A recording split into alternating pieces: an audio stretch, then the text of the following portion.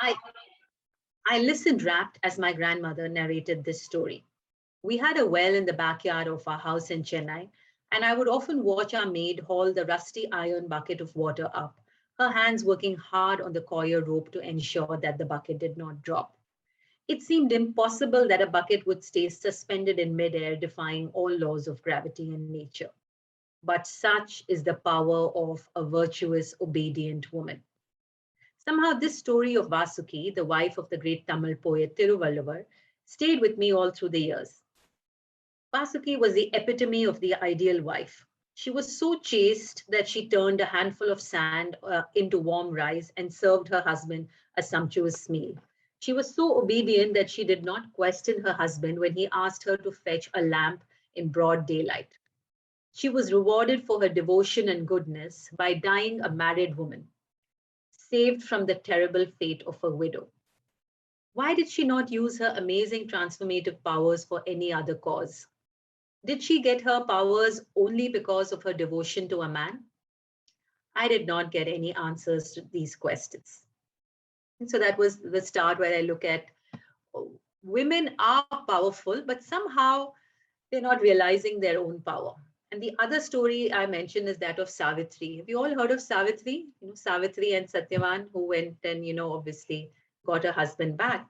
And and this is what I say. What do I remember this story for? Not for Savitri's resourcefulness or resoluteness. I remember it for her selfless love and fidelity to her husband. Why? Because this is what we celebrate.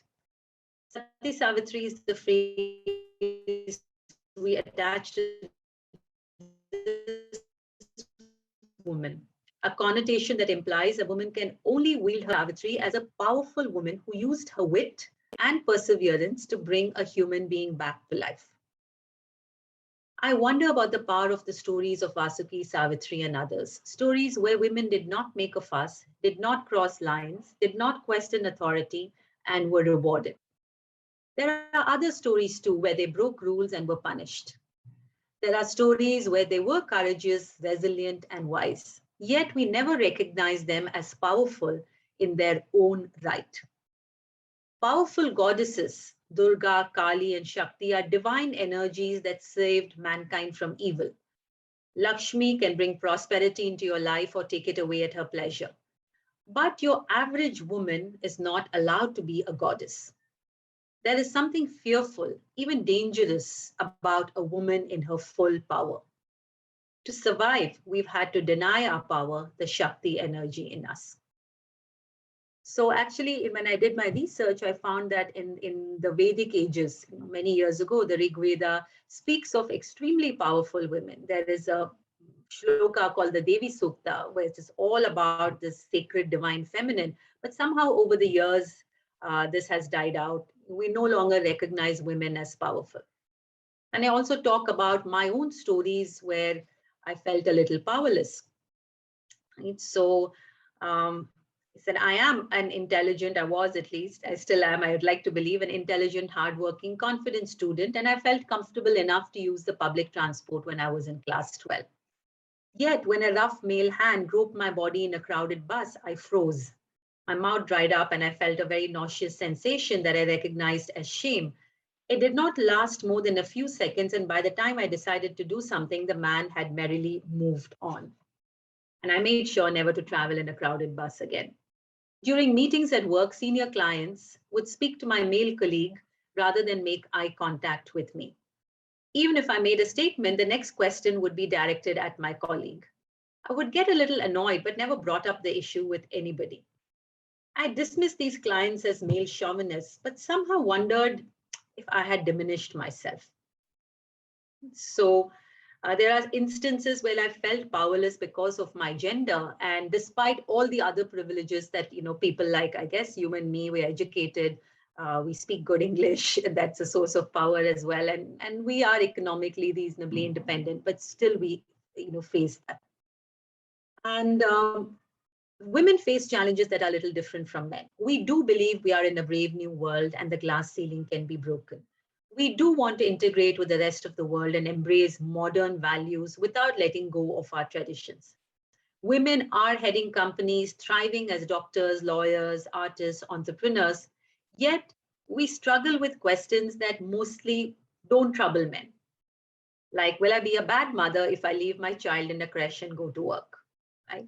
And I disagree with my bosses when I've been brought up to obey my elders. And this is something. I live in the north, and I have a lot of interesting discussions around the time of Karwa Chauth. If you all know, that's when women fast for their husbands. Should I fast for Karwa Chauth even if I don't believe in it? Now, my husband is an alcoholic, but should I leave him or should I keep trying to make it work because my parents, my in-laws, everybody tells me that I have to adjust. So all of these resulted in Powerful. And one of the things I did in Powerful is redefine power itself, what we mean and think of as power. And for me, power is a little different from what might be a conventional definition of positional power. And there are three definitions that I found of power, which were very interesting for me. So Mary Beard, the author of Women in Power, defines power as the ability to be effective, to make a difference in the world, and the right to be taken seriously together as much as individually. And she writes, you cannot easily fit women into a structure that is already coded as male. That means thinking about power differently.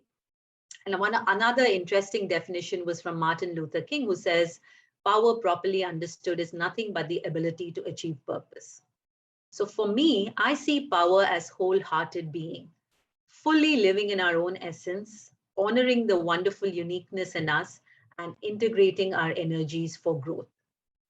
It is only by accessing our inner power that we exert power in the outer world. This can happen only if we know ourselves well and can awaken the slumbering powers within us, qualities that we've kept locked up, skills that we have disowned. This will happen if we can see the unloved, broken, hidden parts of ourselves and bring them into light. We need to own our radiance and our darkness to feel whole and complete. We can't do this on our own. We need some help and guidance to help us reach our destination. And that is what I hope to provide through this book. So that's really the idea of the book and the genesis of why I came to write Powerful. And of course, if you go deeper into the book, I do talk about the 6 feminine powers. That is the model that I created based on archetypes. And you'll find a lot of stuff on the internet about archetypes, but I love archetypes because they're nothing but stories. And in a way, I am a storyteller. So if you look at the Ramayana, or if you look at Harry Potter, or you look at any Bollywood or Indian movie, you'll find these archetypes, right? The good girl, the brave man, the wise old man, or the villain, right? The loyal friend. These are all archetypes. Right? These are parts of our psyche that exist in our collective consciousness. So that is what is archetypes. And I use the archetypes as sources of power. This is what I've written. In some ways, they're like battery packs that run us and give us energy.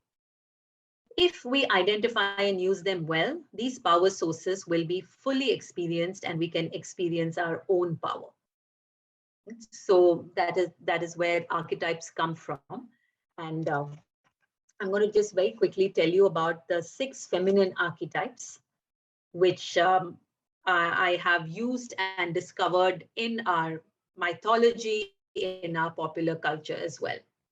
So I call this the 6 feminine powers model. Each archetype is an energy or power that can be harnessed by us. And each archetype has a bright side, and it also has a dark side, what we call the negative pole of an archetype. So when we are governed by our needs, values, we show the bright side. When we are overcome by fear and stress, then the dark side of the archetype comes out. So what are the 6? They're the Kanya. The Kanya is the good girl. This embodies innocence and play. The Kanya wants approval and love from her parents and her friends. She's the nice girl. She is optimistic, loyal, cheerful. She's somebody whom everybody likes and loves. Right? And this is a very powerful archetype as well. Then there's the Apsara archetype. And the Apsara is what I call the seductive beauty. The Apsaras in their full power are sensuous, they are charming, they are very creative, they are extremely self-expressive. These are these amazing, flamboyant women who are also very sure of themselves. They don't mind the spotlight. They'll happily put themselves out there. And these are the kind of energies that the Apsara has. Then there's the Veera. The Veera is full of the warrior energy. And, the Veera does not follow the prescribed norm. She chooses her own destiny. She has this fiery, rebellious, disruptive energy. And she is usually in her childhood, she's this tomboy who breaks the rules. So that's the rebel warrior. Then there's the Rani archetype. The Rani wants stability, order, space to call her own. And she represents as a young woman ready for companionship, settles down. And if she's a homemaker, she's in charge of her household. If she is in a leadership position, she is the ruler, she is the leader.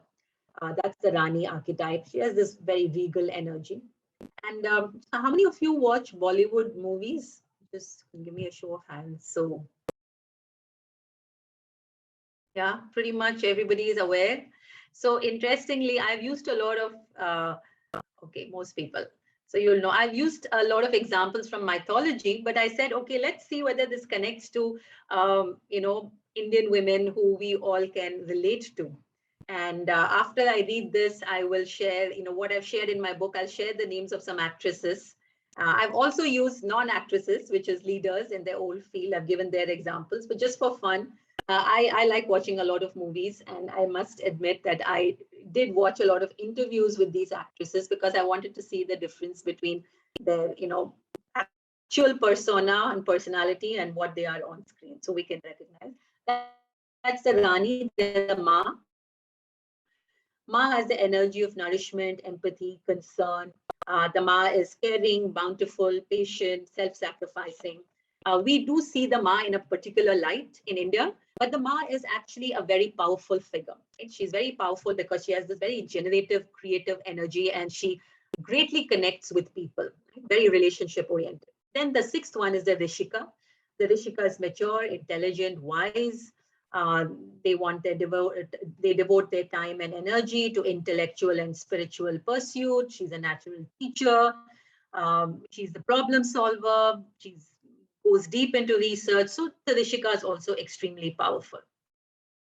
Okay, so these are some examples that I have given, and I'm just going to see whether any of you can guess or put it in the chat box. Juhi Chawla. Anybody can guess what is her archetype?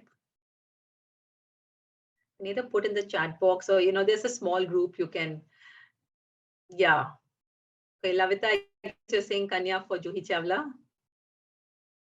You can unmute and say as well. Yeah, you're right. In my book, I have mentioned her as Kanya. Yeah, everybody's saying Kanya. Okay, what about Malaika Arora? Anybody can guess?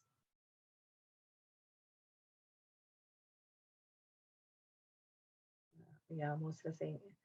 Yeah, I see her more as an Apsara. Yeah, really very, very sensuous, very connected to her body, very open about her body and her sensuality. So these are Apsaras. The other example I give, not from Bollywood, is artists like Amrita Shergill, the painter. Right? Very, very strong Apsara energy. Oh, okay, and I'm not saying that these are always positive embodiments. They could be the other aspect as well. What about Kangana Ranaut? She's been in the news for strange reasons.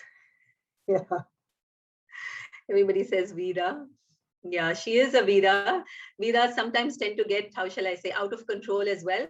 They have strong, rebellious warrior energy, say what they want without thinking too much, but also very, very courageous. I mean, they'll put their, stick their head out sometimes. The Veera leader I use is Mamta Banerjee. Those of you are familiar with politics, Mamta Banerjee, and I'm read her biography. Is a very strong Veera leader. And you might change, you might grow over the time into another archetype. What about Madhuri Dixit? Any guesses? Now, like at this stage.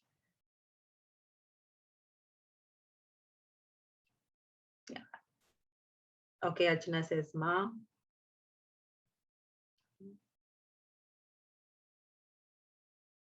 Yeah, I saw her more as Rani. I watched a couple of interviews. So she has this very settled, very regal, I'm in control, I'm settled, I'm in charge here. So actually a very strong, if you just pick up energetically, she's very strong, exudes a very strong Rani energy. Like I don't have to prove anything to everybody. I'm fairly content by myself and I'm in charge of my life and I will do what I want. And interestingly, though she moved away from India, she's kind of come back to it. Right? So this. Any of you heard of the Bengali actress Aparna Sen? She's also a director. You know what right now would be her?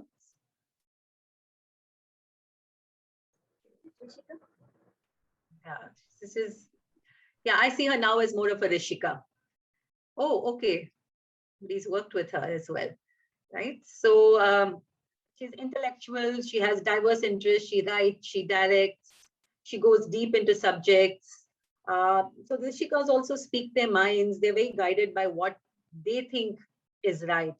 And I saw, actually, I like watching Bengali movies as well with subtitles, and I've seen some of her movies. So I find a very strong Rishika energy in her. So that's really to give you an idea of the energies and how they play out.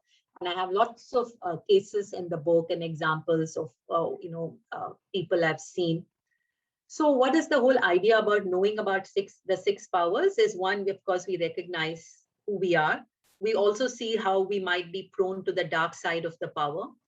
Plus, there are powers which we don't realize, which we don't use. So I've used my own example.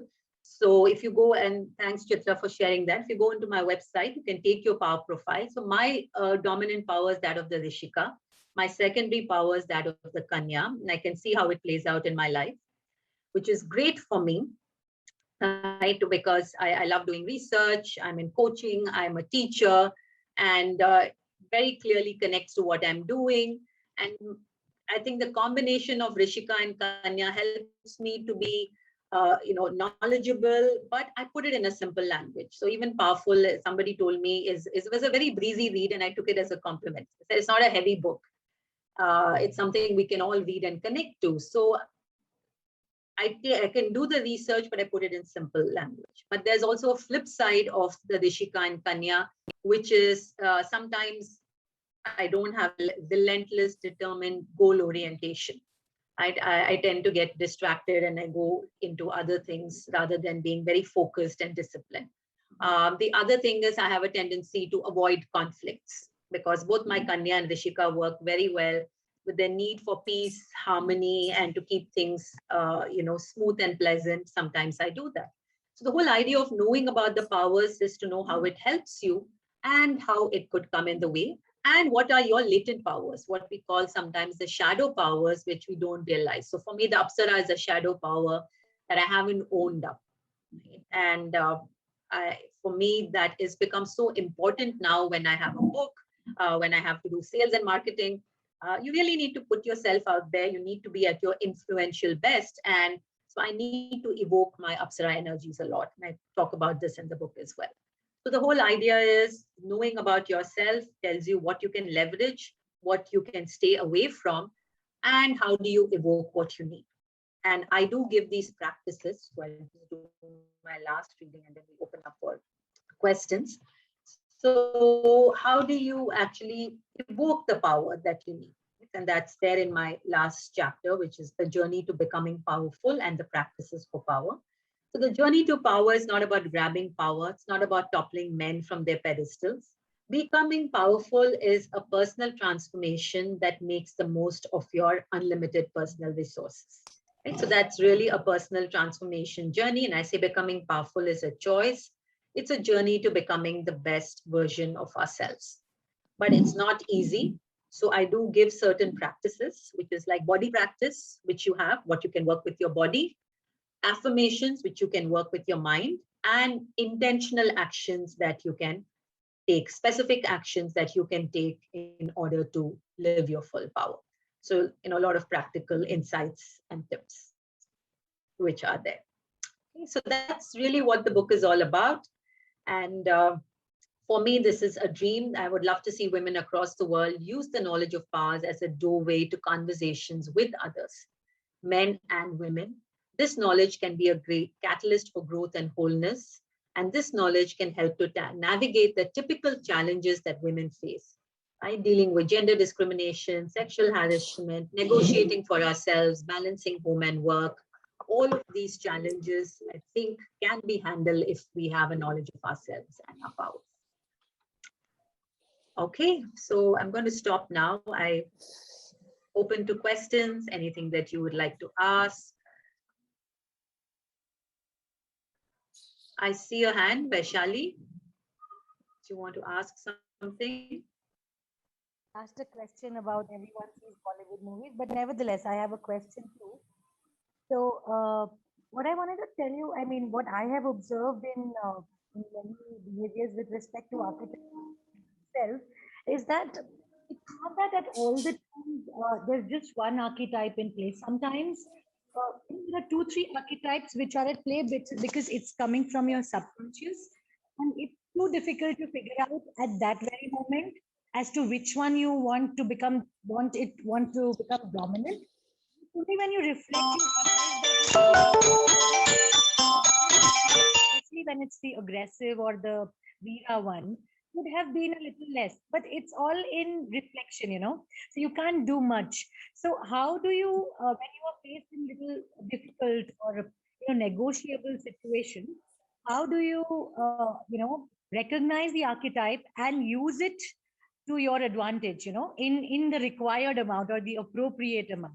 Yeah, that's a great question, Vaishali. And I wish human behavior could be put in formulae and say, take this much. Like it's not like a recipe for a dish.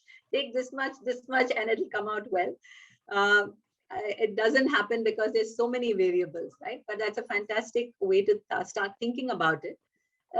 So I would say self-awareness or using these powers is like learning any skill. The more we do it, the more aware we become, the better we can become at choosing what is the power we need to use at which particular point of time. Usually, if we have a strong dominant power, that becomes our default mode. Right? Without even thinking, we get into that default mode. Like if somebody is a very dominant Veera, then they don't think about it. The moment they're faced with a challenge, they might get into fight mode. So if you look at that, then they typically get into that aggressive fight mode. It might be okay in some times, but at certain other times that might not be the most appropriate thing for you to do. Right? So therefore, one way is, of course, as you start practicing mindfully and becoming aware, you will have more control on what you need to pull out. From imagine this, all the powers are there, and are like weapons that you have. Right? I would call them, actually, I've used them now, they're like divine weapons. So you should be a little careful when you pull out something and use it. The more aware you become, the better you will become at pulling out the right. When I say power, it is invoking the right power at the right time rather than going into your default. So if by some chance you use something and you find it's not working, then it's a great idea to come back, do some reflection and say, what could have worked better? Right? So let me see whether I can apply that. Let me see whether that makes a lot of sense. Where instead of shouting, maybe I should just listen. Right? And that might work for you. And as you become mindful and as you start practicing, you become better at discerning what needs to be done where. Simple answer, it's just awareness and practice that will help you to determine. But to get started, right? The first is to say, hey, what do I have a tendency to do? So for me, conflict avoidance is more natural, right, than aggressively getting into it. And that might be great in certain small cases where it's better not to get into a fight. Right? Somebody's doing something on the road, I don't want to go charging. But in critical relationships, where if I don't really bring up the issues, then I'm going to really suffer in the long term. So in those situations, I need to consciously evoke my Veera or consciously evoke my Apsara and be more self-expressive. The reason we don't do it is because we are afraid that we will not succeed. We don't have a language and vocabulary, and it is taking us out of our comfort zone. I hope that answers your question. Right. Yeah, you have answered my question. And I think practice is the key. And I think earlier I used to think that, when you are young and in your mid career, you feel that, okay, you can change your archetype. You always like the other person's demeanor and behavior, and you always want to change it. But I figured out that you can't completely change your archetype. You can only manage it. Exactly. And I don't think it's necessary to completely change it. It's our core essence. I'll tell you something very interesting, right? I'm 50 years old now, and I thought, okay, I've grown and transformed and evolved over the years. But about 2 months ago, my mother and my sister were visiting, and the three of us were chatting. And I said, my core powers are Rishika and Kanya. And they both said, but it's always been like that ever since you were a child.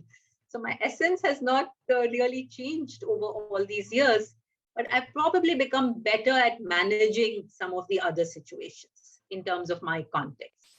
So you're right. Yeah, somebody else has a question. Rachna, you can also unmute yourself, I think. Personal experiences, I think I consider myself as powerful most of the times, not all the time. Listening to what you have just explained about the different types, and absolutely agree with what the other participant, Vaishali, she said about, yes, I believe I'm also a combination of different types, but predominantly Kanya is what I am, and Chitra would, kind of, she's felt it, I think, already. What I do mostly, and I use the different types for my own peace of mind, not for anyone else. So multiple, and I have consciously registered those instances when it has happened with me. My natural styles, sometime for something, is like answering back. It's like there's something that I just can't stand. I'll just give it back to you. But I have just thought, what am I going to achieve if I do that? I've tried, last multiple times, and it has not given me, of the least, it's not given me anything, just taken away my peace of mind. So not to be a good Kanya, but to get my own peace of mind, I sometimes let the other type take over. Whether it is being Kanya and making sure that I am the good person and everyone likes me. But sometimes I just decide in my heart, it's all right if sometimes people don't like me. Because if it is not giving me my peace of mind and my space, then I am not going to, be that person which everyone likes. So I've accepted in my mind, my natural style is to be a Kanya, but in my mind, I've accepted it's not right and not necessary that every time everyone has to like me. Yeah. I'm okay if I'm a Veera at times. And sometimes when in a particular situation, my natural style to be a Veera, I would be like, what am I going to lose in this situation? Can I just, for my own peace of mind, not behave in that particular style? So it takes a lot of effort, that is true. And you cannot be something else all the time. It's only with a lot of effort and like you just, before you react, that's one fraction of a second that tells you, no, I'm not going to behave like that. No, this is not going to give me the desired result. So it's very difficult, but yeah, I will be able to more connect to it now, after listening to what you've said. Thank you. Thank you, Rachna. And I think that's the last sentence you said is so important. Is one of my intentions is also to give people a vocabulary, right? A language whereby you can become more aware. Exactly like you said. I think it's perfectly okay to own your Kanya. And it's very interesting that when I've done this, a lot of people said, I don't want to be a Kanya. But the truth is we are so tuned to see only those negative stereotypes that, oh, Kanya is submissive, suffering Sita type, that we don't see the Kanya as actually a very powerful woman. Because if you look at the principles of influencing, likability is a very key principle. A lot of people do things for the Kanya because she is actually a nice, likable person. And that's a valuable power. especially when you're negotiating, right? And Chitra, you spoke about this, and I've actually did a little bit of analysis for the 6 powers for sales. It's very, very powerful to be a good, likable person because people will do things for you. You will always have a lot of support, and you can get away with a lot of things that a Veera may not get away with. So it's very important to leverage your Kanya power as well. Other people think, I don't want to be this submissive, people pleaser kind of a person. So that you get into only when you're overwhelmed by fear and stress. Oh my God, people will not like me if I do this. And then I get into the dark side of the Kanya. Otherwise, my secondary power is a Kanya, and I've seen it actually helps me to build rapport quickly. Clients like to come back and work with me because they say you're very easy to work with. I'm an easygoing person. So it can be a power, and it's great that it is your natural power and you're able to recognize it. So at other times, you just have to say, hey, now I want to evoke my Veera power. Because in this situation, as you beautifully put it, this is something else is more important to me than being the nice person. Right? Otherwise, Kanya Mas will never yell at their kids, which is not true. But all mothers will yell at their kids at some point of time because they want them to do better and be better. Yeah, so thank you for sharing that. I realized somebody else had a hand up or had a question. Lavita. Yes, Echoing. This is Lavita. It was a very wonderful topic. I think I came across this for the first time, and I did take the test. I just had a question, like, do we see a similar type of a personality in the leadership position? Like, so is it only like Rani can be a leader, or is it somebody like a warrior, somebody like Kangana can be a leader type? Because many women feel very guilty because they are not in the leadership position, and how do they work if they don't have that traits? Yeah, thank you, Lavita, for asking the question. I think you in a way, you've answered it. All 6 powers are important to be an effective leader. So it's not that only Veeras are great leaders or only Ranis are great leaders. You need all 6 powers at different times. And in fact, I've profiled different leaders as well in the book. Plus, I have a leadership version of the power profile. So if you're interested in being a leader, I've created that specifically for leaders to see what their powers are and what are the powers they need. Okay? So all leaders need all powers. And effective leaders are the ones who are able to leverage their core strengths or powers, at the same time overcome power blocks. Right? So you'll need pretty much, you need the Kanya power of being trustworthy, optimistic, and cheerful. You need that charisma to be a leader. You need to be able to build your personal brand and put yourself out there and influence people. So you need the Apsara. You need the Veera power to be goal-oriented, to be focused, to be resilient, courageous. You need the Veera. You need the Rani power to bring order, stability, plan, strategize. You need the Ma power to nurture, mentor, and coach your entire team. You need the Rishika power to be a visionary, to innovate, to be creative. So effective leaders are the ones who can harness their powers effectively, depending upon their context and situation. So one of the leaders I've profiled is Indra Nooyi, who I guess everybody has heard of now. And if you read her book, which is, I'm actually fortunate that I just read her life in full and it validated my hypotheses. So she's a very core Rani, right? A very detailed, very thorough, very structured, close to being perfectionistic, extremely hardworking. She wants to bring order, and she likes to have control over everything. At the same time, she's not gone too much to the dark side. I think apart from being a workaholic, she's used her Veera energies. She's used her Rishika energies to set a vision. So it's not that she stopped being a Rani. She leverages her Rani power, but she's able to use the others. And in fact, she's written in her book that finally, after many years, she got a stylist to make her look more professional. So she's also slowly harnessing her Apsara energy, which she had not, engaged with earlier. Right? So there's this charisma and personal branding. So you need all powers to be an effective leader. And it's not that oh, I'm not a Veera. A lot of people say, oh, I'm not a Veera, I can't be a leader. That is completely untrue. You can choose your leadership context for yourself. Do we have any? Oh, I'm the one who is echoing.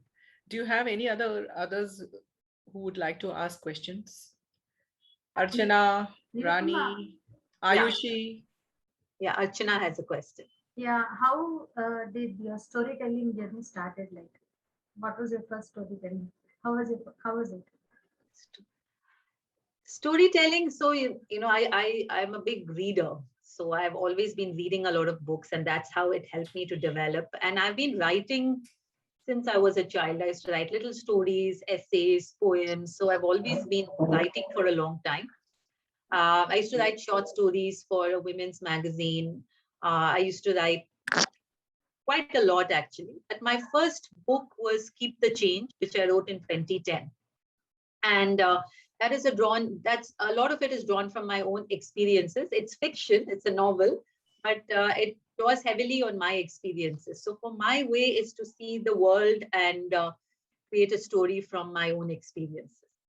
And that's how it started. It started from short stories to writing a full-length novel, which I started in 2008 and I completed in a year, and it got published in 2010.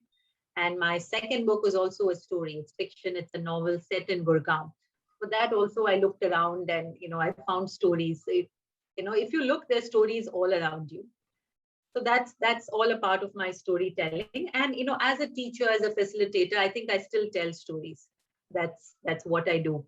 And I like to take, how shall I say, I like to get insights from what I observe and make that into a story. And then I used to make up a lot of stories for my daughter. I didn't like those conventional, and even my daughter didn't like the conventional Cinderella and Sleeping Beauty and all of that. So I used to make up stories of brave young girls who had magical adventures, and they didn't need any prince to rescue them. So those were the other kind of stories that I also learned by telling stories to my own daughter. So that's how the journey begins, and it's not ended. I think storytelling is also a workshop that I do with a lot of leaders who want to learn how to, not spin yarns, but tell effective stories as well. Yeah. We have another about 10 minutes of Nirupama's time. So if anybody has any questions. And as she was talking about stories, selling is also about stories, because ultimately we need to connect to the customer with a story. And unless they believe in our stories, whether it's about the product or our company, about ourselves, they're not going to buy the product. And like she said earlier, unless they like you and your story or your narrative, they're not going to be able to trust you, and they're not going to buy from you. So even in sales, we need to be storytellers. And it's another matter that we keep talking. We should be listening more. Yeah. So 60% of the time we should be listening. In fact, 67%. But it's the opposite. So I will now, and others will ask questions. Yeah. So anyone else? That's, I hope they're not muted. no. Jim, you can speak. Most of the time. No, I just wanted to say most of the times it's the opposite of it. We end up talking a lot more. Exactly. That's exactly what I was saying, that as salespeople, we talk 50% of the time, whereas it should be the opposite. We should be talking only about 30% of the time and listening 70%. Absolutely. But that's why I said zip, and then the rest. Yes. Yeah. So anybody else, Neha? So Nirupama, my apologies, I couldn't join your session on time, but from what I've heard about the conversation that was happening later on, it's understandable that the book is super intriguing. So if we can have the link, are they out on e-commerce? Yeah, very much so. The book has been out for about 3.5 months. It's available on Amazon. Okay, wonderful. And as I was telling somebody, it costs less than a Starbucks coffee. So like, oh my God, I was at the airport and I was looking at, my book, and the coffee was so expensive. Yeah, it's out there, and you can go to my website, powerfullife.in, if you'd like to take the assessment. So both are available. Sorry, powerfullife.in.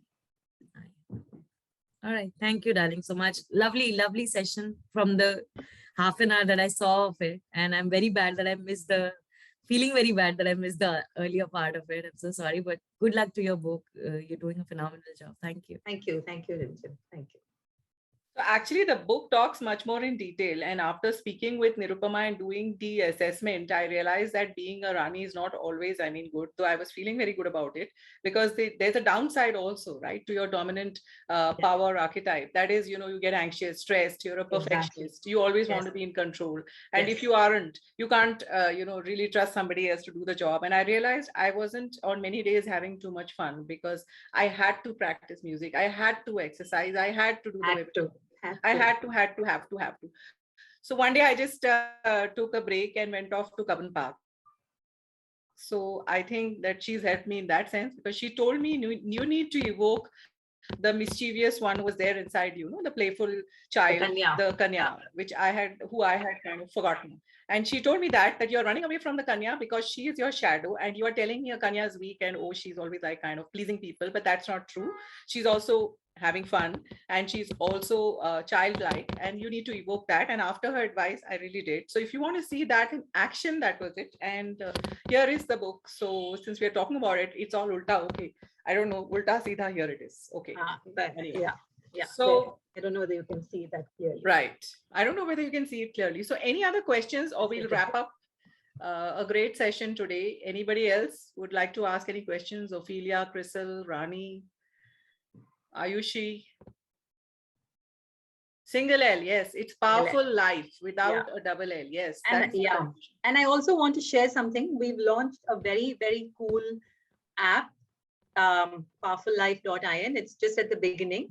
It's a free app. So if you go and, go into Google Play Store or Android and you can download it.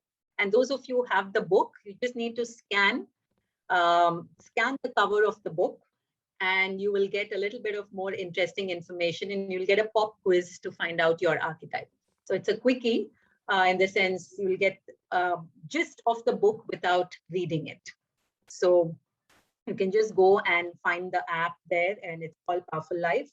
You'll find it in Google.